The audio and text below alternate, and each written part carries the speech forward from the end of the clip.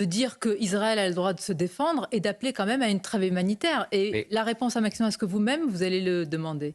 écoutez, quand on demande une trêve humanitaire, ça veut dire qu'on demande un arrêt des combats. Donc on interdit à Israël de se défendre comme il l'entend. Donc vous voyez bien que c'est bien contradictoire. Mais moi, je pense qu'il y a une raison profonde au-delà de son en même temps, au-delà de son caractère changeant. Vous savez, je ne sais pas si vous vous souvenez, dans son discours de 2 heures sur le séparatisme islamique, après la mort de ce pauvre Samuel Paty, il y avait une phrase qu'on n'a pas assez relevée dans le discours d'Emmanuel Macron. Il demande aux Français de mieux comprendre la civilisation et les civilisations qui sont sur notre sol, car le peuple français est désormais composé de cela. Moi, j'ajoute 2 civilisations sur le même sol, ça fait 2 peuples.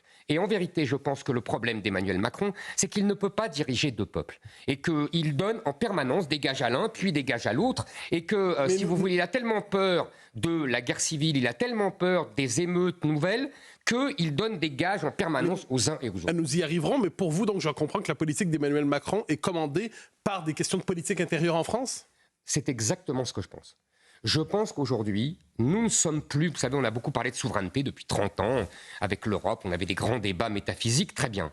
Mais aujourd'hui, on arrive à l'os d'une souveraineté.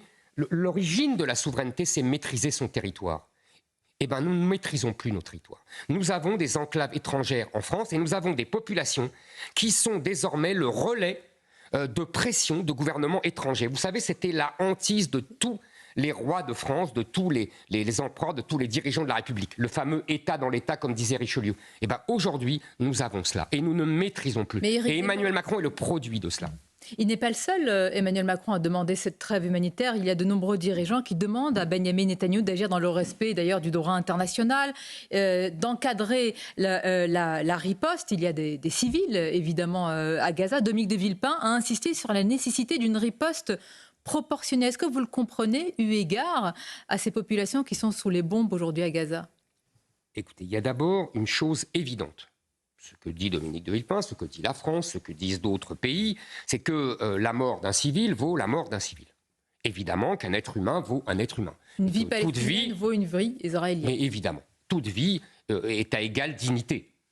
Il faut le dire, bien sûr, parce qu'on croit toujours qu'on nous prête des pensées malfaisantes. Non, une vie vaut une vie. Bon, une fois qu'on a dit cela, il faut dire 2 choses. La première, puisqu'on parle du droit international, le droit international n'interdit pas la réplique israélienne et n'interdit pas même la dureté d'une réplique. C'est faux de dire ça.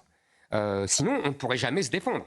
Sinon, quand les Français bombardent Raqqa après les attentats du Bataclan, on aurait interdit la réplique française.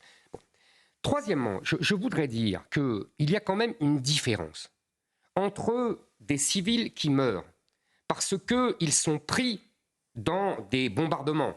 On a vu que les généraux israéliens demandent aux populations depuis des semaines de quitter leur domicile. Alors on vous dit, c'est de l'épuration ethnique. Et quand on ne leur dit pas de partir, on dit, c'est des massacres de civils. Il faudrait savoir.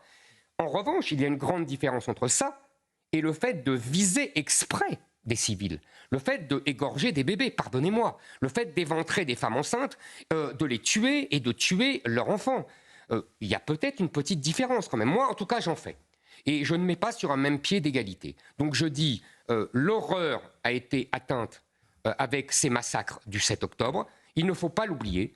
Et Israël a le droit de se défendre. Donc non, je ne suis pas d'accord avec la trêve humanitaire, puisque vous m'interrogez là-dessus, et que j'essaye de répondre à vos questions et de le plus sur la riposte proportionnée, là, qu'est-ce que vous répondez à Dominique de Villepin? Ça ne veut rien dire, une riposte proportionnée. Pardonnez-moi, ça ne veut rien dire. L'important pour Israël est de rétablir son rapport de force. Quel que soit quel que soit le prix. Quel que soit le prix. Je pense que, vous savez, je pense que le Hamas a fait exprès. Je veux dire, certainement. Le Hamas a fait exprès. Avec beaucoup d'objectifs. Exactement. Alors, on verra plus tard quels étaient véritablement les objectifs. Peut-être voulait-il attirer l'armée israélienne dans un piège avec tous les souterrains, les tunnels, etc., qui les attendent. Sans doute cela. Mais en tout cas, ils ont fait exprès. Ils ont porté la barbarie à un niveau jamais atteint depuis la Seconde Guerre mondiale. En vérité, on se croirait dans l'offensive allemande en Russie. Je pense qu'il n'y a pas eu pire depuis, ou à Radour-sur-Glane. Il n'y a jamais eu pire depuis lors.